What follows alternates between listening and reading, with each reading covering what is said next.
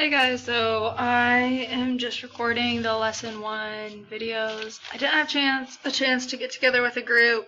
I'm still at work, so it's pretty much a reflection of my life. I'm busy all the time. Anyway, let's get into the first question. So the first question is going over how to find the percentage of different genotypes. And so what you do, I hope you can see it here, is you set up the original genotypic alleles, and so you're going to multiply them across. So what I did is I just break it down into different things, so like what the ratios of different allele types would be. So like for instance, this homozygous C times homozygous or heterozygous C times heterozygous C, and what the ratios would be. So if it's homozygous dominant, there's a 1/4 chance that's going to happen. There's a 1/2 chance it's going to be heterozygous, and then a 1/4 chance it's going to be homozygous recessive.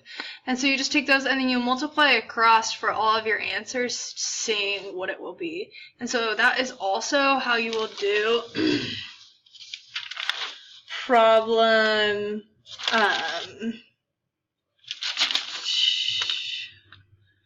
4C.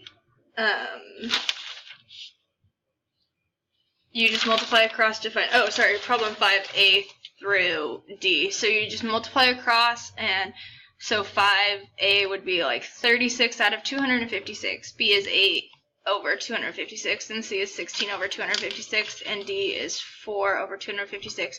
And you just have to remember that you're multiplying across the different ratios, because those are the likelihood out of all of the ratios for them to become that allele frequency. Then moving along to problem number 2 is just fill in the blank.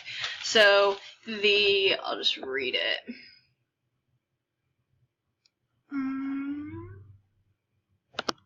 We'll go here. So it says paired homologous chromosomes are sometimes called tetrads or bivalents. Probably am saying that wrong. B, the structure that connects the centromere to the microtubules of the meiotic spindle. That's the kinetochore. C, a diploid fruit fly has 4 pairs of chromosomes. A fruit fly in prophase 1 has 8 sister chromatids because each chromosome has 2 sister chromatids, right? And then when a fruit fly cell is in metaphase 2, it only has 4 sister chromatids because those have split apart. D, a Punnett square is a genetic cross, blah, blah, blah.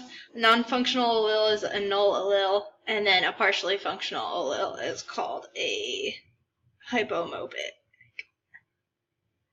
allele. Mendel's law of independent assortment involves 2 traits, and then Mendel's law of segregation involves 1 trait. Let's see here. Suppose this organism has this genotype, and assume these alleles are sorted independently. So diagram all the arrangements during metaphase 1. So we know that during metaphase 1 they're going to be doubled up, and so we have right here the different options for what it's going to be, indicate the possible gametes that can be produced. So it's going to split up, right, and then the possible gametes will be right here, B. How many sister chromatids How many sister chromatids are found per cell during this organism during metaphase 1? So we have to remember, so we have 3, and that's multiplied into 6 for homologous chromosomes, and each of those have 2 sister chromatids, so it's a total of 12. How many chromosomes are found per cell in this organism during metaphase 2? So we have to remember that it's split apart, and it's talking about just general chromosomes, so the answer would be 3. 4, a horse has 32 pairs of chromosomes. How many chromosomes are present per horse cell at the conclusion of meiosis 1? So that's 32. That's just the general what it is. During how many tetrads are present during prophase 1. So during this, we have to understand that the cells 32 is already replicated to 64, and then a tetrad is 4 different chromosomes, so you're going to go 64 divided by 4, which is 16. How many sister chromatids are present in the horse cell during prophase 1 of meiosis?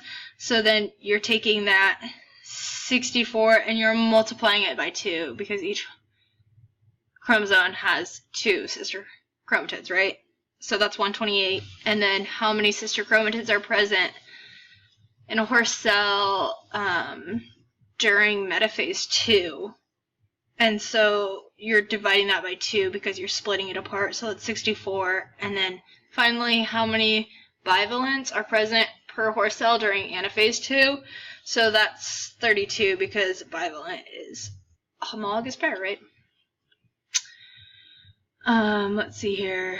And then number 5 I already went over, going over the different ratios. Anyway, hope you enjoyed. Thanks. Bye.